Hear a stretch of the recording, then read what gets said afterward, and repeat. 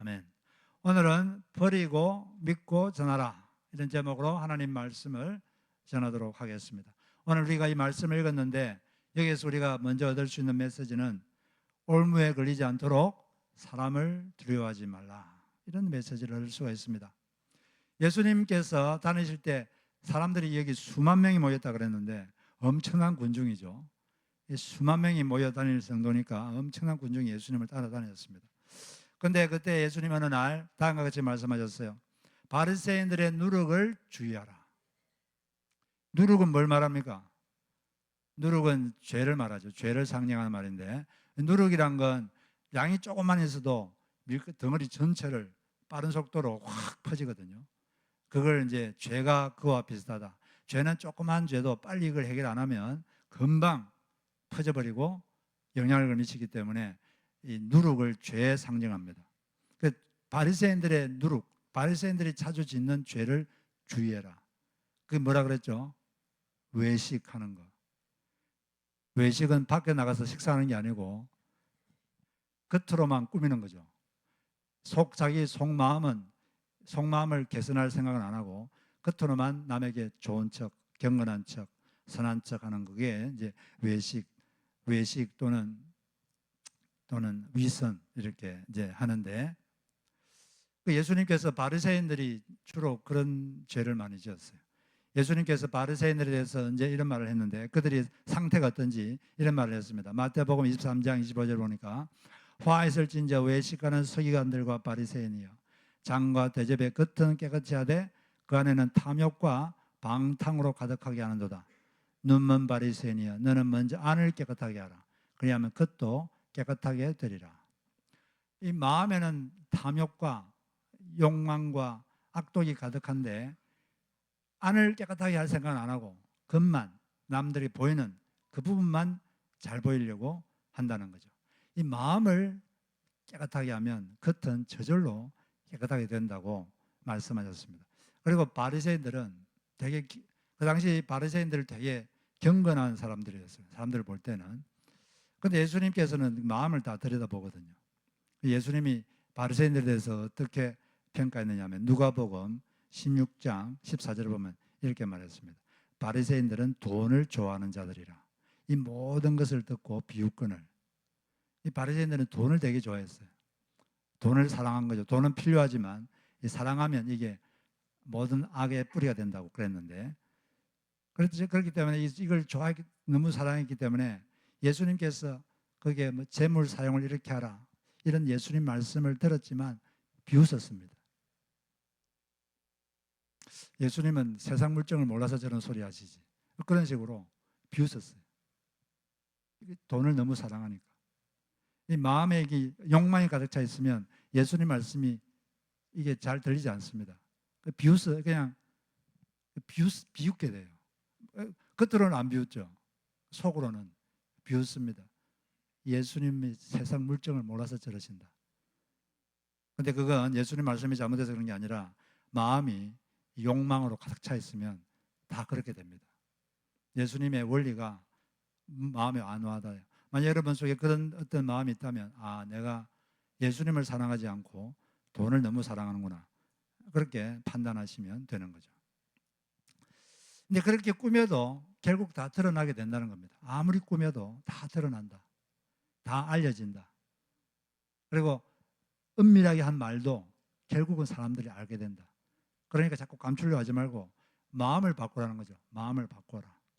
어떤 국회의원이 선거철이 돼가지고 아주 가난한 사람들, 냄새 나는 곳에 가서 막 사람들 이 손도 잡아주고 인사하고 그랬는데 다 끝나고 차에 와가지고 자기 옆에 보좌관에게, 아이고 더러워, 다시는 저런 사람들 손 안 잡고 싶네, 그렇게 말을 했다고 합니다. 그게 제가 알고 있잖아요. 그 보좌관을 통해서 알려진 거죠. 이런 게 물론 이 사람이 자기 마음을 자꾸 지금은 그렇지만 바꾸려고 노력하면서 하면 좋겠지만 그러지 않고 그냥 겉만 그렇게 하는 것은 상당히 안 좋은 거죠. 마음을 바꿔야 돼요. 마음을. 왜냐하면 마음이 행복의 근원이거든요. 잠언에 보면은 4장 23절에 무릇 지킬 만한 것보다 더욱 내 마음을 지키라. 생명의 근원이 이에서 나면이라. 생명의 근원이라는 것은 행복의 근원, 행복의 근원, 인간의 삶의 목적, 삶의 충족감, 이런 것들이 다 사람의 마음에서 나온다는 거죠. 이 풍성한 삶을 살려면 마음이 관리가 돼야 된다. 그 마음이 제일 중요하다. 나폴레옹은 이 전 세계를 지배했고 또 프랑스의 황제였고 아주 모든 걸 다 가진 사람이었죠. 그런데 그분이 나중에 말년에 다음과 같은 고백을 했습니다. 나는 평생 일주일도 행복한 적이 없었다. 단 일주일도 행복한 적이 없었다. 이 그분이 한 말이에요. 많이 가졌는데 마음이 행복하지 않다는 거예요. 여러분, 우리가 뭘 이것저것 왜 합니까? 이유가 뭐 대부분의 사람들은 다 행복해지려고, 좀 만족감을 얻으려고 하는데, 이 나폴레옹은 만족해 보려고 그렇게 다 했는데 일주일도 행복하지 못했다. 그렇게 고백하고 죽었어요.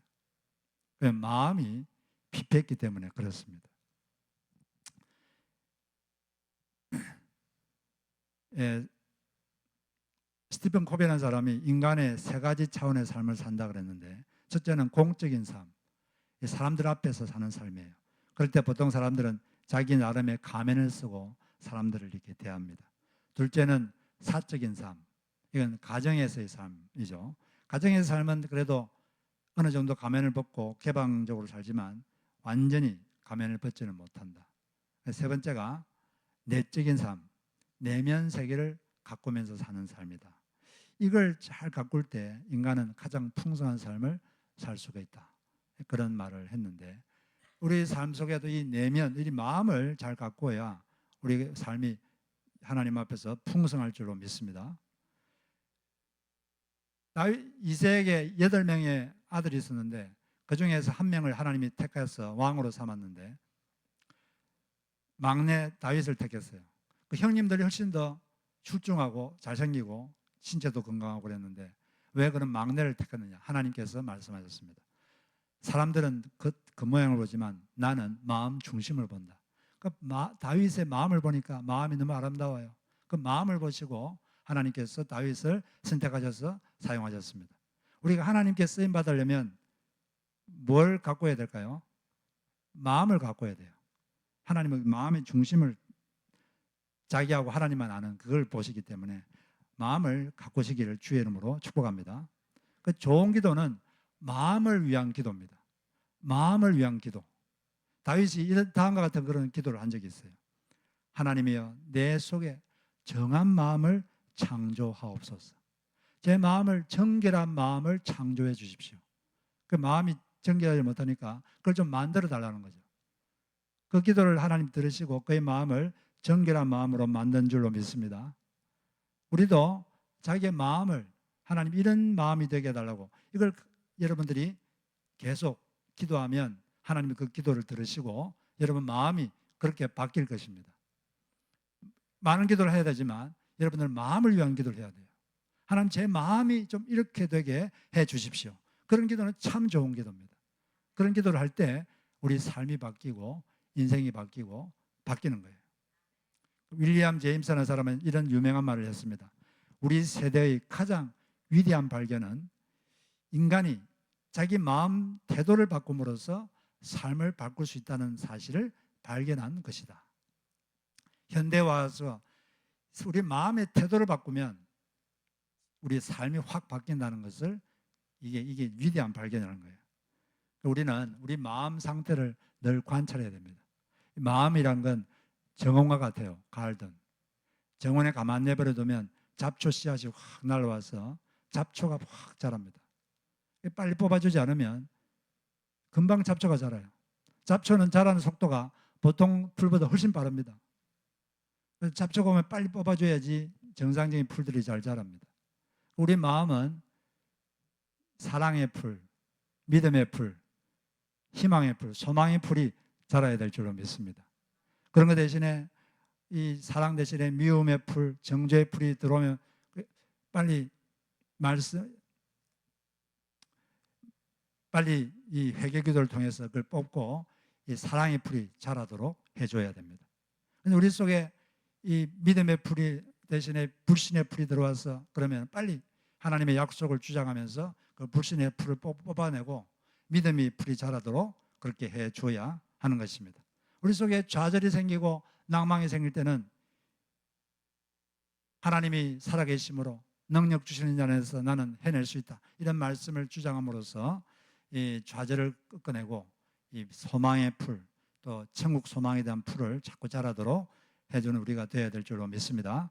여하튼 우리 마음속에 이런 잘못된 것들이 탐욕, 이런 악독이 자라지 않도록 우리는 잘 조절을 해야 됩니다. 근데 예수님께서 이렇게 누룩을 조심하라고 한 다음에 그 다음에 바로 한 말이 몸을 죽이고 그 후에는 아무것도 하지 못하는 사람을 두려워하지 말아라, 이렇게 말했어요. 왜 그런 말을 했을까? 외식하지 말라고 한다면 사람을 두려워하지 말아라. 왜 그런 말을 했을까요? 그 바리새인들이 외식하는 이유가 사람에 대한 두려움 때문에 그랬던 것입니다. 사람한테 자기들이 평판이 안 좋으면 자기들의 운명이, 자기들의 삶이 안 좋아진다고, 이 사람의 평판이 자기들의 인생을 좌지우지한다고 두려워했기 때문에 그들은 사람에게 잘 보려고 마음은 들어오면서 마음을 고칠 생각을 안 하고 계속 사람들에게 겉으로 보이는 것만 그렇게 한 것입니다. 사람을 두려워하면 올무에 걸리게 된다.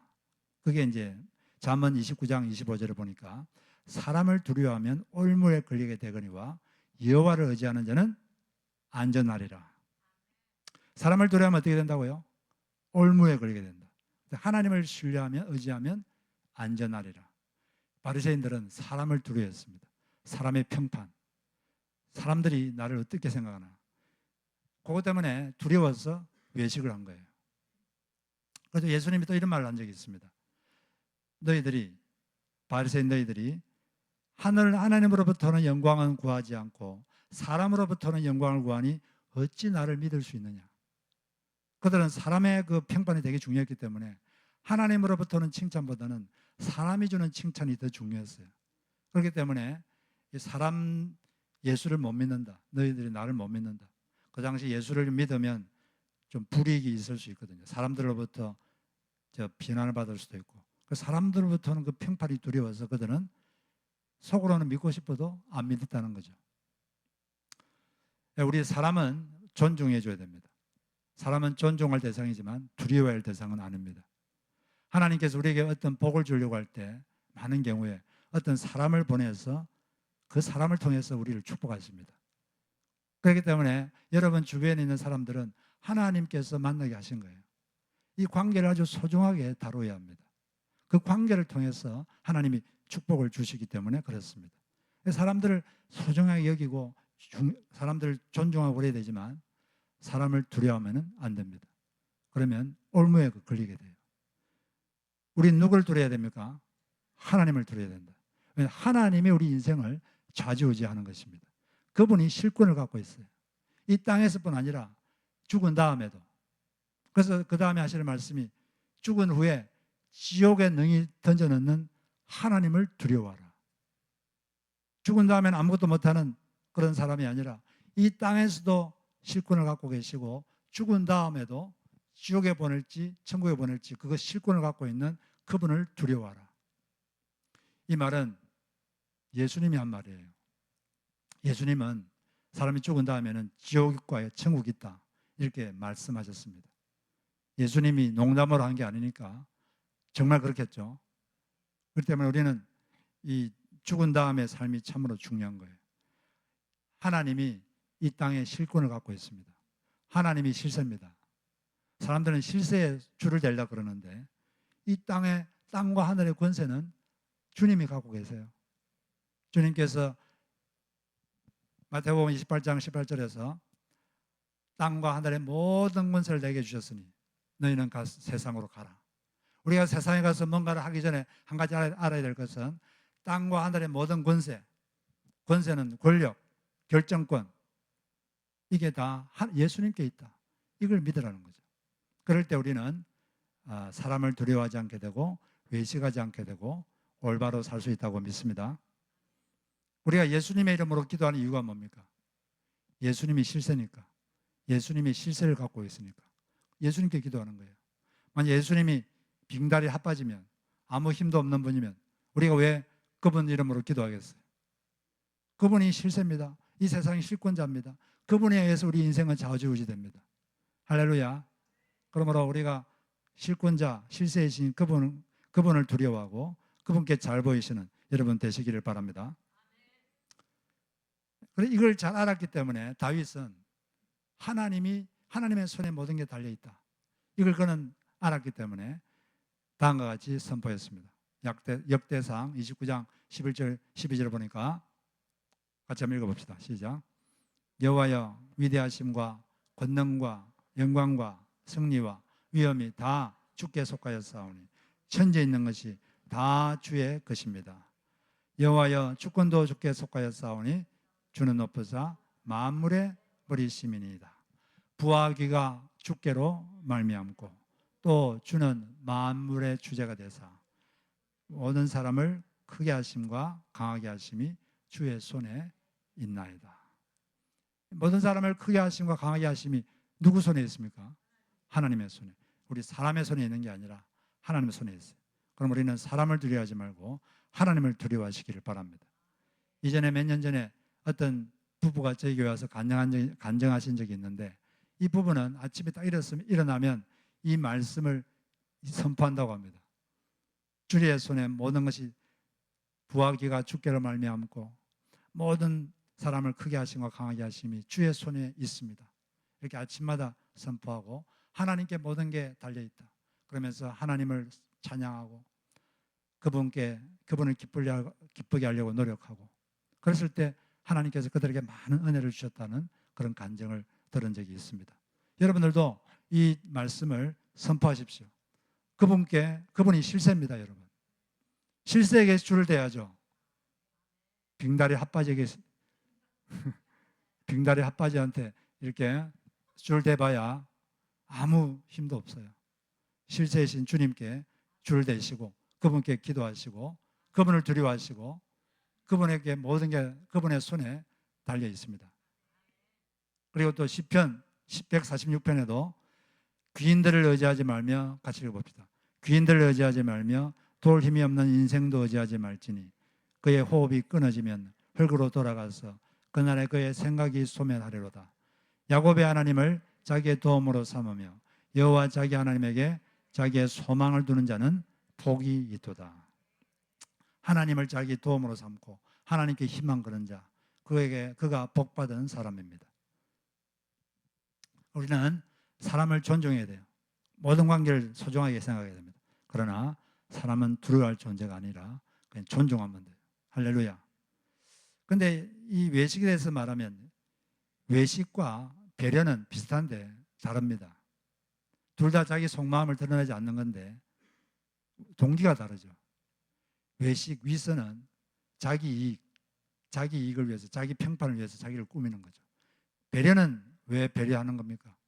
배려란 것은 타인을 보호하기 위해서, 타인의 유익을 위해서 자신의 죄성을 감추는 거예요. 근데 사람들은 배려하는 것인데 이게 위선이다, 이렇게 잘못 오해하는 분들이 계십니다. 가령 예를 들어서 누군가에게 갑자기 화가 났다고 합시다. 화가 확 났어요. 그럼 이 화가 났으니까 나는 솔직한 사람이니까 화를 그대로 다 표현을 해야 됩니까? 그렇게 하면은 성경은 어떻게 말하고 있나요? 성경은 이렇게 말하고 있어요. 잠언 12장 16절. 미련한 자는 당장 분노를 나타내니와 슬기로운 자는 수욕을 참느니라. 모욕을 참는다. 또 14장 17절. 노하기를 속히 하는 자는 어리석은 일을 향하고 악한 계교를 깨하는 자는 미움을 받느니라. 여기 보면은 화가 났을 때 그걸 당장 표현하는 것은 뭐라 그랬죠? 미련한 자가 그렇게 하는 것이고 그것은 어리석은 행동이다, 이렇게 말하고 있습니다. 그건 솔직한 게 아니고 그건 어리석은 것이다. 왜 그렇게 합니까? 왜? 남을 배려하는 거죠. 다른 사람의 감정을 보호해주는 겁니다. 다른 사람을 보호하기 위해서, 다른 사람의 유익을 위해서 자기 속에 있는 좋지 못한 것을 드러내지 않는 거죠. 이런 걸 위선이라는 게 아니라 이런 건 배려다 이렇게 말하는 거예요. 그런데 오해하지 마십시오. 배려와 위선은 비슷한데 완전히 다른 거예요. 위선은 하면 안 되지만 배려는 해야 됩니다. 잠언 15장 18절 분을 심게 내는 자는 다툼을 일으켜도 노하기를 더디하는 자는 시비를 그치게 하느니라. 또 14장 19절 노하기를 더디하는 자는 크게 명철하여도 마음이 조급한 자는 어리석음을 나타내느니라. 여기 성경에서는 분을 쉽게 내면 다툼이 일어난다. 그리고 다른 사람을 다치게 한다. 노하기를 더디하는 자는 크게 명철하고 지혜롭고 하나님이 기뻐하는 자다. 그렇게 말하고 있습니다. 그러므로 배려하는 것은 남을 위하는 거죠. 배려하는 것은 바로 예의를 지키는 거죠. 에티켓. 에티켓이 뭔 뜻이에요? 에티켓. 이거 말은 제 감정을 보호해 주세요. 그게 에티켓의 뜻입니다. 저의 감정을 보호해 주세요. 예의가 뭡니까? 남의 감정을 보호하는 사회적 규칙이죠. 그래서 우리는 외식은 하지 말아야 되지만 배려는 해야 됩니다. 화내기를 더디한다는 게 뭐예요? 노를 더디낸다는 게 무엇일까요? 더디낸다는 노를 더디낸다는 것은 사람이라는 게 살다 보면 화가 확 올라올 수 있어요. 그걸 바로 표현하지 않고 잠시 멈추는 겁니다. 생각하는 거죠. 나의 이 화가 정당한 화인가? 사람들은 자기가 느끼면 다 옳다고 생각하는데 꼭 그러지 않을 수도 있습니다. 그게 정당하지 않은 화일 수도 있어요. 잘못된 화일 수도 있거든요. 그리고 또 이걸 어떻게 하면 좀 건설적인 결과가 나오도록 할 수 있을까? 기도하면서 좀 더 생각해 보면 성령께서 좋은 생각을 주십니다. 하나님께 인도를 받아서 그 화가 좋은 결과가 나도록 건설적인 결과가 나오도록 성령님의 인도를 받는 그 과정을 거치는 것이 노를 더디내는 것이다. 분을 더디내는 것이다. 그렇게 하면 좋은 결과가 있을 줄로 믿습니다. 배려하는 것은 위선이 아닙니다, 여러분. 그건 위선이 아니에요. 그건 솔직하지 않은 게 아니고 남을 배려하는 거예요. 남을 위해서, 남의 감정을 보호하기 위해서 그렇게 하는 거니까 배려를 많이 하시고 위선을 하지 마시기를 주의 이름으로 축복합니다. 첫 번째 하여튼 우리가 올무에 거치지 않도록 사람을 두려워하면 안 된다. 두 번째 메시지는 결코 우리를 잊지 않으시는 하나님을 믿어야 된다는 것입니다. 여기 오늘 보니까 참새 5마리가 몇 아사리온에 팔린다 그랬죠. 2 아사리온에 팔리는 것이 아니냐. 그러나 하나님 앞에서는 그 하나도 잊어버리시는 바 되지 아니하는도다. 한 아사리온은 완 데나리온의 10분의 1입니다. 완 데나리온은 하루 일당이에요. 하루 일당의 16분의 1이니까 상당히 작은 돈입니다. 그런데 이 5마리가 2 아사리온이다 이렇게 말했는데, 이렇게 하찮은 가치가 없는 이 참새 한 마리도 하나님은 절대로 잊지 않는다. 절대로 하나님은 잊는 법이 없어요. 나중에 마태복음 10장에 보면은 참새 2마리가 한 아사론에 팔리는 것이 아니냐 이렇게 되어 있는데, 그러면은 5마리면 2.5 아사리온 돼야 되는데 여기서는 5마리가 2 아사론이다 이렇게 말했거든요. 그럼 한 마리는 뭘까요? 덤으로 준 거죠. 네. 참새는 덤으로 줄 만큼 가치가 없고 가치가 없는 그런 존재인데 하나님은 그 한 마리도 절대로 잊지 않는다. 그리고 마태복음 10장 29절에 보면 참새 2마리가 한 아선을 팔리는 것이 아니냐. 그러나 너희 아버지께서 허락하지 않으면 그 하나도 땅에 떨어지지 아니하느니라. 하나님이 허락이 있어야 한 마리가 땅에 떨어져서 죽는 것이다. 이렇게 말하고 있습니다. 여러분, 참새가 이 세상에 총 몇 마리 정도 있을까요? 저도 모르기 때문에 자료를 찾아봤습니다. 이 세상에 참새가 약 16억 마리가 있다고 합니다. 16억 마리. 그러면 참새 한 마리가 하루에 벌레를 몇 마리 정도 먹을 것 같아요? 참새 한 마리가. 저도 모르기 때문에 자료를 찾아보니까 한 마리가 약 100마리 먹는다고 합니다. 그러면 하루에 이 16억 마리의 새가 100마리씩 먹으려고 그러면 벌레가 몇 마리가 있어야 되죠? 벌레가 몇 마리 있어야 되죠? 1600억 마리가 있어야 됩니다. 그것도 하루치 음식이에요. 근데 그거 매일 그렇게 해야 돼요. 엄청난 벌레가 있어야 돼요. 여러분, 참새가 굶어 죽었다는 이야기 들어보신 적 있으신 분 손 한번 들어보세요. 그렇게 많은 벌레가 필요한데 한 마리도 참새가 굶어 죽은 적이 없습니다. 왜냐하면 왜 그럴까요? 왜 그런 일이 생길까요? 네, 충분히 벌레가 공급되었으니까. 벌레를 누가 공급하셨느냐?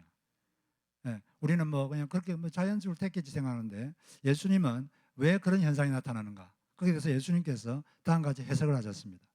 마태복음 6장 26절에 보니까 공중에 참새를 보라.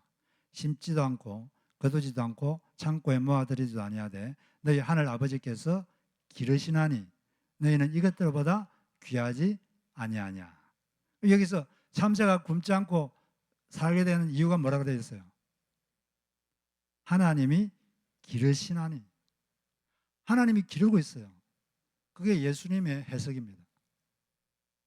우리 생각에는 뭐 그냥 뭐 어떻게 되겠지 뭐 이런데 그게 아니고 하나님이 기르고 있다는 거예요. 참새 그 하찮은 참새도 하나님이 기르고 계시고 있지 않고 또 있다. 그런데 이 참새에 비하면 너무나 귀중한 너희들 하나님이 있겠느냐? 너희들 있겠느냐? 절대 있지 않습니다. 참새 한 마리도 하나님의 허락 없이는 땅에 떨어 죽지 않아요. 여러분의 인생도 하나님의 다 보고 계시고 하나님께서 여러분 사정을 다 알고 있습니다. 머리털 개수도 다 세고 계시다고 하셨습니다. 우리는 우리 머리털 개수를 몰라요. 그런데 하나님은 알고 있습니다. 하나님의 분은 우리의 생각을 초월하는 분이에요. 우리는 3, 4차원에 살지만 그분은 7차원, 8차원에 있는 분이기 때문에 우리가 상상할 수 없는 분이죠. 그분이 우리의 사정을 다 알고 계시고 우리를 잊지 않고 계시고 우리를 기르고 계십니다. 그러므로 여러분 염려를 다 주님께 맡기고 하나님이 살아계시니까 괜찮다. 이런 믿음을 가지고 하루하루 힘차게 사시기를 바랍니다. 그럼 우리가 그런 믿음이 있다면 이제 우리는 뭘 하며 살아야 되느냐? 바로 8절 9절에 답이 있습니다. 이제 그런 믿음을 가지고 사람을 두려워하지 아니하고 하나님 우리를 절대 잊지 않고 우리 사정을 아시고 우리를 기르고 계신 그 하나님에 대한 믿음이 있다면 이제 우리는 뭘 하면서 이 땅에 살아야 되느냐? 8절 9절에 보니까 사람들 앞에서 예수를 시인하는 삶을 살아야 된다. 사람들 앞에서 예수를 전하는 삶을 살아야 된다. 그것이 우리가 이 땅에서 할 일이다. 내가 너희에게 말하노니 누구든지 사람 앞에서 나를 시인하면 인자도 하나님의 사자 앞에서 그를 시인할 것이요 사람 앞에서 나를 부인하는 자는 하나님의 사자 앞에서도 부인을 당하리라. 예수님이 하나님 앞에서 천사들 앞에서 우리를 부인한다는 게 무슨 뜻일까요? 이것은 심판날에 있을 일을 말하는 겁니다. 나중에 최후의 심판날이 있습니다. 그때 예수님께서 어떤 사람에게 나는 널 모른다. 나는 널 모른다. 너는 나와 상관이 없다. 그런 말을 한다는 거죠. 어떤 사람은 그렇게 말하고 어떤 사람은 난 너를 안다. 너는 나에게 속했다. 그럼 그게 무엇으로 결정되느냐? 사람 앞에서 예수를 시인하느냐 부인하느냐. 그것으로 결정된다는 거예요. 땅에서 예수를 시인하느냐 부인하느냐 이게 따라서 우리의 영혼이 결정됩니다. 그러므로 사람들 앞에서 예수를 시인하는 것, 예수를 말하는 것, 나는 예수를 믿는 사람입니다. 예수가 저의 인생의 주인입니다. 저는 예수께 순종하는 사람입니다. 저는 예수를 따르는 사람입니다. 이렇게 시인하는 것은 너무 중요한 거예요. 그런데 그 당시 유대 사회에서 1세기에 사람들 앞에서 예수를 시인하는 것은 상당히 위험한 일이었습니다. 쉬운 일이 아니었습니다. 왜냐하면 그 당시에는 로마 황제를 섬기는 시대였는데 로마 황제가 주님이었어요. 로마 황제 외에 다른 존재를 주님이라고 시인하면 투옥되거나 또는 매질을 당하고 또 십자가형을 당할 수도 있습니다. 실제로 많은 그리스도인들이 예수가 주님이시다 이렇게 고백하다가 잡혀서 죽기도 하고 재산을 뺏기기도 하고 그런 일이 많았습니다. 그리고 유대 사회에서도 예수가 주님이시다 이걸 시인하면 출교당했어요. 그 당시 유대 사회는 회당이라는 것이 사회 중심이었는데 회당을 사회 중심인데 회당이 참여를 못해요. 그러니까 완전히 출교당하면 내또이게 다 끊어집니다. 이 삶이 힘들어요. 생활이 힘들어. 그런데도 이렇게 하라는 거예요. 그 말은 우리가 이렇게 하나님 앞에서 예수님을 신하는 삶, 그것이 참으로 필요합니다. 사람들 앞에서 저는 예수 믿는 사람입니다. 당당하게 말하시기 바랍니다. 예수가 저의 인생의 주인입니다. 저는 예수께 순종하는 사람입니다. 이렇게 말씀하십시오. 하나님이 크게 기뻐하십니다. 그냥 저는 예수 믿으십시오 이렇게 전도하는 거, 그 말 자체를 하나님이 기뻐하십니다. 그냥 열매가 있고 없고를 떠나서 예수 믿으십니까? 우리 전도할 때 그렇게 묻잖아요. 예수 믿으십니까? 그 말을 하나님은 너무 기뻐하십니다. 열매 그런 거 따지지 마세요. 그냥 사람들 앞에 당신 예수 믿습니까? 이렇게 물어보는 거, 그걸 하나님 너무 기뻐하십니다. 우리가 사람들에게 전도하는 것은 잃어버린 동전을 찾는 것과 마찬가지예요. 그 누가복음 15장에 보면은 어떤 여자가 10드라크마를 가졌는데 그 중에 하나를 잊어버렸다. 그러면서 어떤 여자가 10드라크마가 있는데 하나를 잃으면 등불을 켜고 집을 쓸며 찾아내기까지 부지런히 찾지 아니하겠느냐. 이 드라크마는 데나리온과 같은 것인데 하루 일당입니다. 하루 일당 되는 동전을 잊어버렸으니까 얼마나 이 가슴이 답답하겠어요. 그런데 그 당시 유대인들의 바닥은, 부자들은 물론 돌로 된 바닥이지만, 석회나 돌이 되지만 보통 사람들은 흙으로 된 바닥이에요. 흙바닥. 흙을 좀 다져가지고 흙바닥이고 거기서 뭐가 떨어지면 찾기가 너무 힘들어요. 너무 힘듭니다. 어디 굴러가면 구석에 있으면 찾을 수가 없어요. 그 찾다가 찾으면 너무 기뻐서 사람들을 불러가지고 잔치를 하지 않느냐. 그것처럼 이 전도한다는 것이 하나님의 사람을 찾아내는 것인데, 하나님이 선택하신 분을 찾아내는 것이 전도인데, 그거 쉽지 않습니다, 여러분. 전도는 쉽지 않아요, 절대로. 아주 힘든 거예요. 그 찾아야 돼. 그래도 아주 귀한 동전 찾듯이 찾고 찾으면 찾아집니다, 여러분. 그렇게 우리는 전도해야 돼요. 그렇게 사람들 앞에서 예수를 시인해야 됩니다. 그것을 하나님이 기뻐하시기 때문에. 바로 우리가 이미 예수 믿는 99명, 예수를 믿어서 어렵다고 인정받은 의인 99명 때문에 기뻐하는 것보다 아직 믿지 않는 사람 그 한 사람이 회개하는 것, 한 사람이 회개하고 돌아오는 것, 그걸 하나님이 훨씬 더 기뻐하신다고 하셨습니다. 그렇기 때문에 우리는 사람들 앞에서 하나님을 시인하는 그런 삶을 전하는 그런 삶을 열심히 우리가 살아야 될 줄로 믿습니다. 그렇게 살면은 하나님께서 필요한 은혜를 주신다, 필요한 능력을 주신다고 하셨어요. 그 11절 12절을 보면 사람이 너희를 회당이나 위정자나 권세 있는 자 앞에 끌고 가거든 어떻게 무엇으로 대답하며 무엇으로 말할까 염려하지 말라. 마땅히 할 말을 성령이 곧 그때 너희에게 가르치리라. 어떤 사람 앞에서 예수를 시인하고 전하려고 할 때 무슨 말을 해야 될지 딱 그때가 되면 할 말을 준다. 그러므로 겁먹지 말고 담대하게 시도해라. 하나님이 필요한 능력을 주신다고 하는 것입니다. 그게 바로 은혜죠. 은혜가 뭐냐? 은혜란 말을 제임스 라이라는 사람이 이렇게 정의했어요. 은혜란 뭐냐? 우리를 창조하신 목적, 우리를 부르신 목적을 달성하도록 임재하셔서 베푸시는 능력, 그게 바로 은혜다. 우리를 창조하신 목적, 우리를 부르신 목적을 달성하도록 임재하셔서 베푸시는 능력, 이게 바로 은혜다. 우리가 주님의 일을 하려고 하면 하나님께서 필요한 능력을 주시는 것입니다. 그게 바로 은혜죠. 이 제임스 라이라는 사람은 실제로 그런 걸 자기 인생에서 체험했기 때문에 이런 말을 하는 거예요. 이분은 6세 때 아버지가 감옥에 갇히고 강도짓하다가 감옥에 갇히고 부모님은 이혼하고 그래가지고 6세 때 고아원에 갔습니다. 고아원에서 아주 가혹한 취급을 많이 받았어요. 고아원에서 성경을 읽었지만 그 성경이 마음에 와닿지 않았습니다.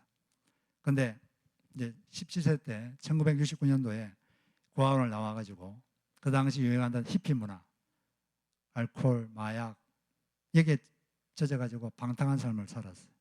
그러다가 어느 날 차를 운전하다가 부주의해가지고 차 운전하다가 자기 때문에 사람이 한 명 죽었습니다.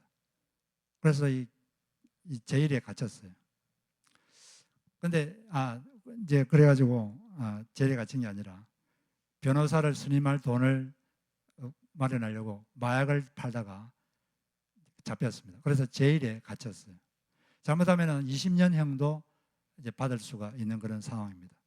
근데 그런 상황에서 그 제일에서 이렇게 재판을 기다리고 있는데 갑자기 마음속에 고아원 때 들었던 그 말씀 하나 갑자기 탁 생각났어요. 성경 구절이 하나가 탁 생각났는데 그게 뭐냐면 하나님을 사랑하는 자, 곧 그 뜻대로 부르심을 입은 자들에게는 모든 것이 합력하여 선을 이루느니라. 이 말씀이 확 마음에 와닿았습니다. 그러면서 그 말씀이 떠오르면서 하나님께서 자기 마음속에 다음과 같은 말씀을 하신다는 그런 느낌을 받았습니다. 너 방식대로 사니까 이렇게 되지 않느냐. 너가 내 방식대로 살면 너가 깜짝 놀라도록 해주마. 그런 말씀을 하시는 게 마음에 확 느껴졌어요. 내가 하나님 방식대로 살아야 되겠구나. 그런 생각이 그때 들었습니다. 내가 하나님 방식대로 살아야겠다. 그래서 그때 고민하지 않고 예수님께 자기 삶을 드렸습니다. 예수님을 믿기로 했어요. 그래가지고 이제 검사가 잘못을 시인하면 2년형만 주겠다 그래서 그렇게 해서 2년형을 받았어요. 그때부터 감옥에서 성경을 열심히 읽었습니다. 성경이 너무나 마음에 많이 와닿았어요. 1년쯤 살다가 원래 2년형인데 1년형 살다가 하나님께 기도를 했습니다. 하나님 가석방되게 좀 해주십시오. 이 기도를 하면서 어느 날 성경을 읽고 있는데 마가복음 5장 19절 말씀을 읽게 됐어요. 거기 보니까 집으로 돌아가 주께서 너에게 어떻게 큰 일을 행하사 너를 불쌍히 계신 것을 내 가족에게 알리라. 이 말씀이 있는데 갑자기 마음속에 두 가지 믿음이 팍 생겼습니다. 하나님이 주시는 믿음은 믿으려고 하는 게 아니라 탁 믿어지는 믿음, 이게 하나님이 주시는 믿음이죠. 두 가지 믿음이 생겼어요. 첫째는 나는 석방된다. 두 번째, 주님께서 나에게 하신 일을 나는 사람들에게 전하게 될 것이다. 나는 못하지만 하나님이 하게 하실 것이다. 이런 두 가지가 믿음이 그냥 팍 생기는 거예요. 그냥 믿음이 생기는 건 하나님이 주신 믿음입니다. 그런 믿음이 생겼어요. 그런데 일주일 있다가 예고도 안 했는데 갑자기 자기가 석방되는 거예요. 석방돼가지고 나가가지고 그때부터 특히 히피 문화에 젖어 있는 젊은이들에게 자기가 경험한 것을 그때부터 전하기 시작했습니다. 사람들이 반응이 너무 좋은 거예요. 이 사람 때문에 예수 믿고 삶을 변화시킨 사람들이 너무나 많습니다. 지금까지 그 삶을 아주 잘 살아가고 있습니다. 하나님께서 그에게 능력을 주신 거죠. 때가 되니까 하나님께서 그에게 나타나셔서 그에게 성경 구절을 통해서 말씀하시고 마음을 바꿔주시고 또 은혜를 베풀어 주셔서 감옥에서 나오게 하시고 또 사람들에게 예수를 시인하는 삶, 예수를 전하는 삶을 살게 하시고 놀라운 결과가 있도록 그의 삶을 한 걸음씩 이끌어 주신 것입니다.